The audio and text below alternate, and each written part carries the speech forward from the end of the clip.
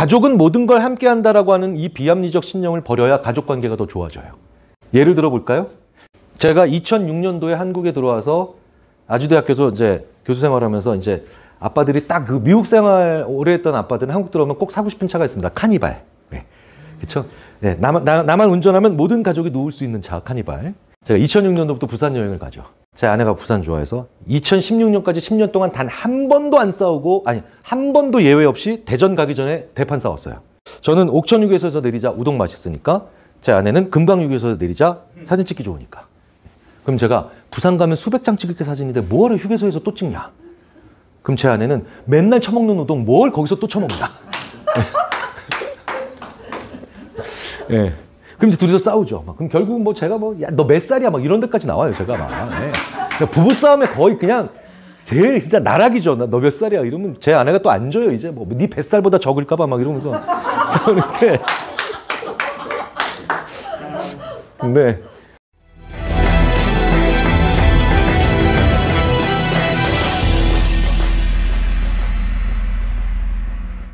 우리 모두는 능력 있다는 인정뿐만 아니라 좋은 사람이라는 인정, 그 다음에 친절하다는 인정, 게다가 너그럽다는 인정, 수많은 좋은 사람이라고 하는 인정을 원해요.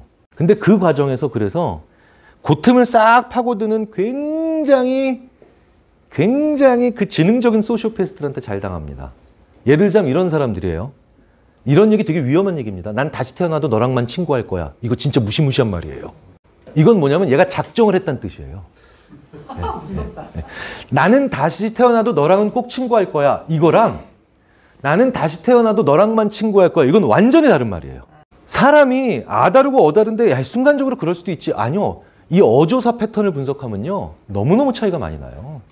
실제로요. 좋은 의사 선생님은 그냥 환자를 이렇게 대충 보는 의사 선생님이랑 언어가 달라요. 친절하나 이런 뜻이 아니라 정말 그냥 대충 보는 선생님, 실력은 뛰어나도 환자한테 별로 애정이 없는 선생님은 환자분 이거 유전이에요 이렇게 얘기해요.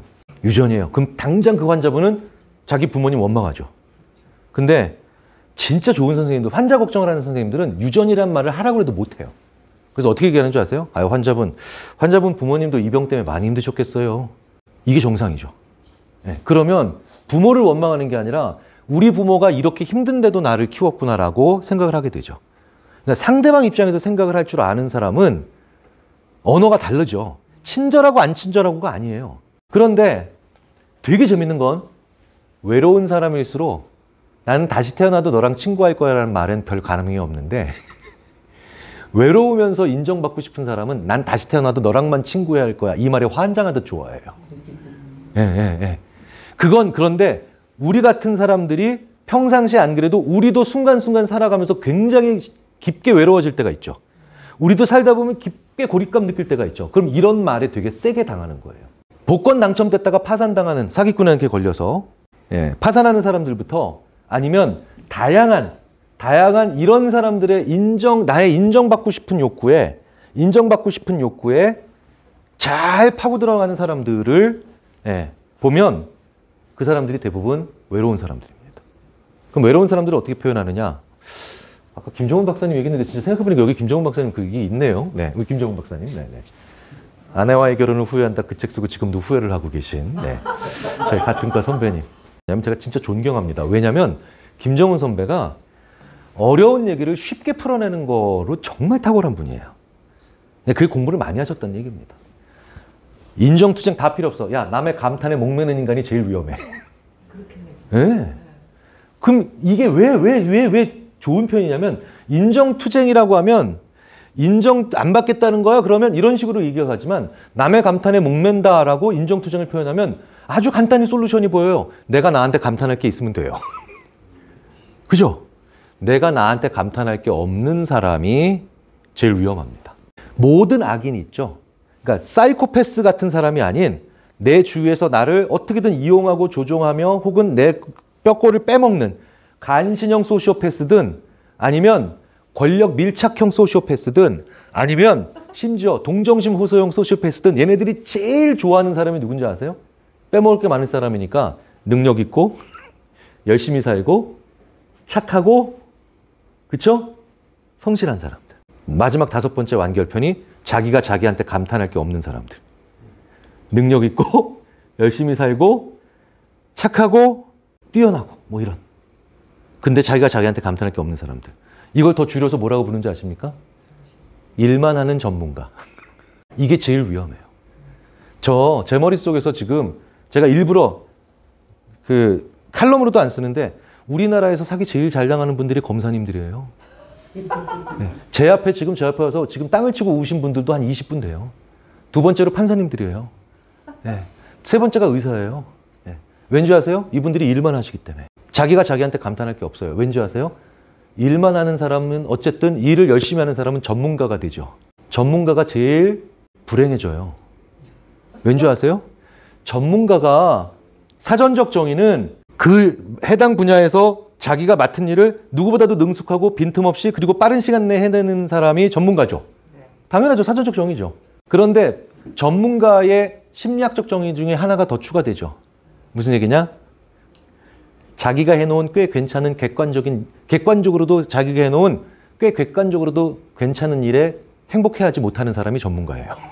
전문가는 자기가 해놓은 일에 만족을 못하는 사람, 자기가 해놓은 꽤 괜찮은 객관적인 기준으로 봐도 꽤 괜찮은 결과에도 만족을 못하는 사람이 전문가예요. 그러니까 전문가가 인정을 제일 못 받는 거예요. 스스로 인정을. 그래서 열심히 살고 능력 있고 착하고 그쵸? 부지런한 사람이 이게 네 가지 번째가 전문가죠. 예. 그다음에 자기가 자기한테 감탄할 게 없는 사람이 제일 위험한 겁니다. 그러면 이걸 이겨내는 방법은 제일 바보 같은 방법은 그러니까 전문가가 되지 말자 이거죠. 그렇죠? 네. 제일 바보 같은 방법이죠. 두 번째는 뭐냐? 전문가가 됐으면 일대 끊임없이 다른 데서 초보자가 돼야 돼요. 초보자가.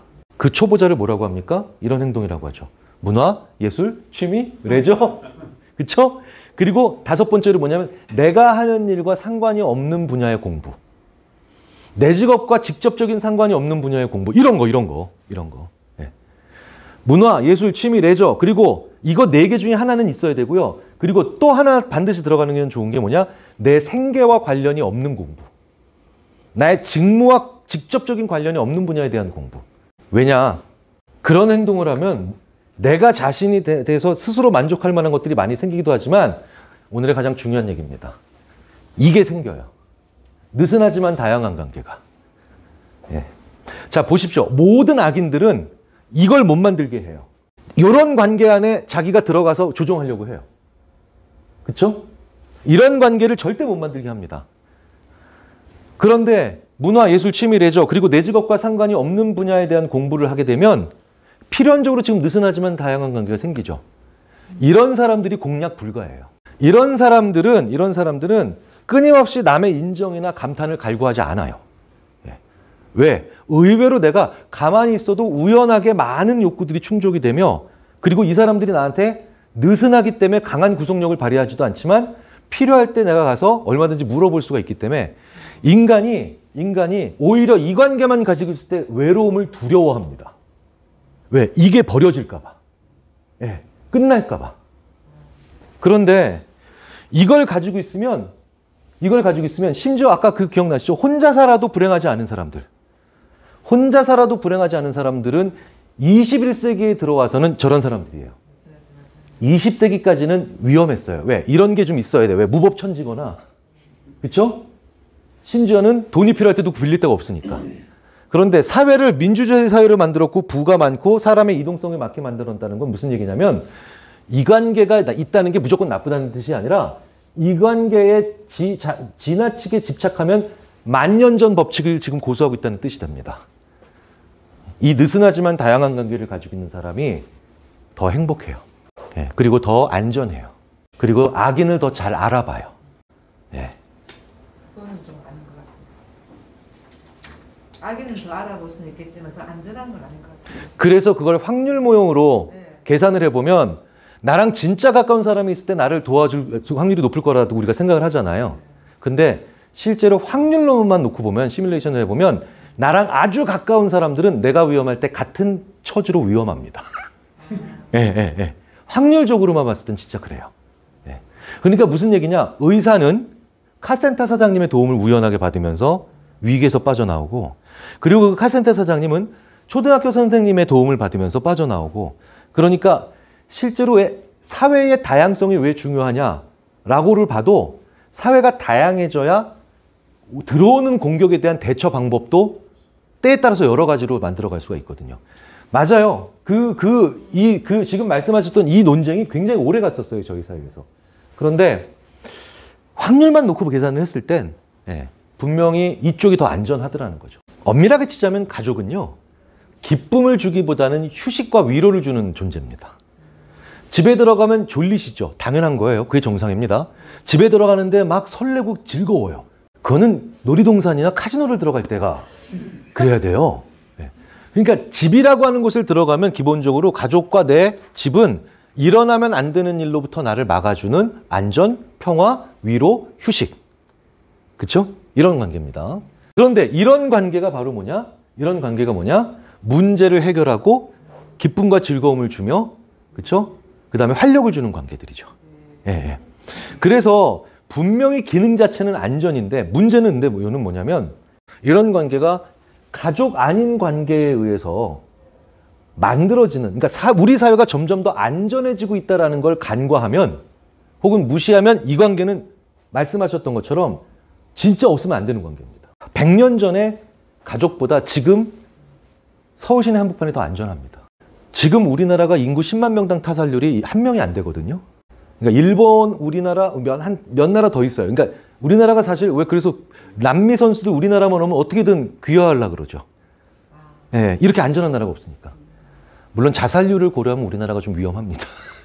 근데 어쨌든 10만 명당 1명이죠. 엘살바도르, 온두라스 정도 가면은 막 진짜 길에 가면 총 맞는다는 나라를 가야 10만 명당, 아니 10만 명당 25명 정도 타살률 나와요.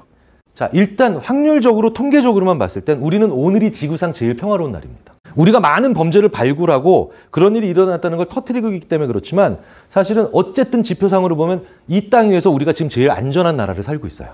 그리고 여기서 또 중요한 조건 중에 하나가 뭐냐면 이 관계가 오히려 느슨해지기 시작하면서 재밌어지는 일이 많이 벌어집니다. 가족은 모든 걸 함께 한다라고 하는 이 비합리적 신념을 버려야 가족 관계가 더 좋아져요. 예를 들어 볼까요? 제가 2006년도에 한국에 들어와서 아주대학교에서 이제 교수 생활하면서 이제 아빠들이 딱 그 미국 생활 오래 했던 아빠들은 한국 들어오면 꼭 사고 싶은 차가 있습니다. 카니발. 네. 그렇죠? 네. 나만 운전하면 모든 가족이 누울 수 있는 차, 카니발. 제가 2006년도부터 부산 여행을 가죠. 제 아내가 부산 좋아해서 2016년까지 10년 동안 단 한 번도 안 싸우고, 아니 한 번도 예외 없이 대전 가기 전에 대판 싸웠어요. 저는 옥천휴게소에서 내리자 우동 맛있으니까, 제 아내는 금강휴게소에서 내리자 사진 찍기 좋으니까. 그럼 제가 부산 가면 수백 장 찍을 때 사진인데 뭐하러 휴게소에서 또 찍냐? 그럼 제 아내는 맨날 처먹는 우동 뭘 거기서 또 처먹냐? 예. 네.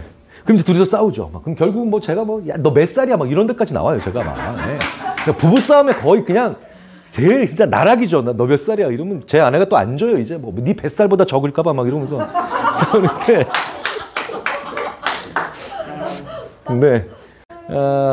근데 이게 바로 뭐냐? 왜 가족여행을 간다는 것과 가족여행지까지 다 같이 이동한다는 것을 동일시하냐는 거예요. 이걸 한번 느슨하게 풀어보면 되게 재밌어져요. 가족이 재밌어질 수 있어요. 제가 그래서 2017년도부터 어떻게 하느냐? 저는 KTX 타고 갑니다. 부산역까지. 제 아내는 비행기 타고 가요. 저희 집 딸들은 고속버스 타고 가요. 2017년에 그리고 처음으로 부산역 앞에서 한번 만났거든요. 생전 처음으로 가족여행을 갔는데 부산역 앞에서 서로 반가웠어요. 이렇게 딱 막 이러면서. 그게 이틀 동안 저를 안 싸우게 만들고 즐겁게 만들죠. 예. 그러니까 사실은 어느 한쪽으로 구분하신다기보다는 이쪽에서 이런 관계를 이쪽에서 이런 관계를 만들어가는 또 그런, 그쵸? 결속감과 이쪽을 또 조금씩 풀어보는 그런 또 파격적인 게, 사소해 보이지만 파격적인 게 있을 때 우리 관계가 훨씬 더 이런 것들을 서로 많이 할 때 악인들이 들어오기가 어려워지는 관계가 됩니다. 그리고 그 과정에서 악인들을 또 알아보는, 눈도 더 발달을 하기가 쉽죠. 그래서 말씀을 드렸습니다. 갑자기 가족 얘기로 갔을까요? 네, 다 했습니다. 네, 마치겠습니다. 감사합니다. 네, 감사합니다. 아니 우리 김병일 교수님께서 그 유머가 갈수록 이렇게 느신 것 같아. 진짜 오늘 너무 강의. 제가 다른 분도 아니고 대표님 앞에서 그런 얘기 들으니까. 네, 오늘 강의 너무 잘 들었습니다. 뒤에서 오늘 많이 배웠어요. 아주 열강해주신 우리 김경일 교수님께 여러분 뜨거운 박수 주시면 고맙겠습니다. 저 뒤로.